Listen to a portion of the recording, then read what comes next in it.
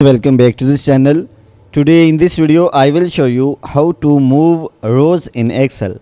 So without wasting time, let's start video. If you find this video is helpful for you, then please give like this video and subscribe our channel. So let's start. So firstly, select the row which you want to move. So for example, I want to move this row.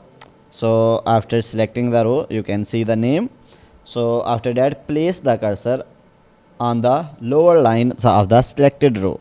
So after that, press shift key and then press the left side of mouse and then drag to that place on which you want to move. So for example, I want to move here. So when I will left the mouse, so you can see the row is moved. So if you want to move more than one row, so again select the row. So after that, place the cursor on the lower lines of the selected row.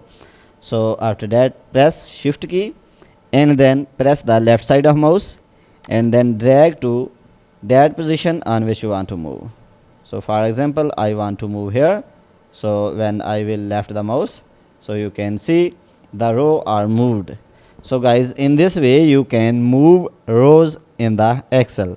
So guys, if you want to watch more useful videos related to Excel, then go to playlist and you can find more useful videos related to Excel. So guys, if this video is helpful for you, then please give like this video and subscribe our channel. Thanks for watching.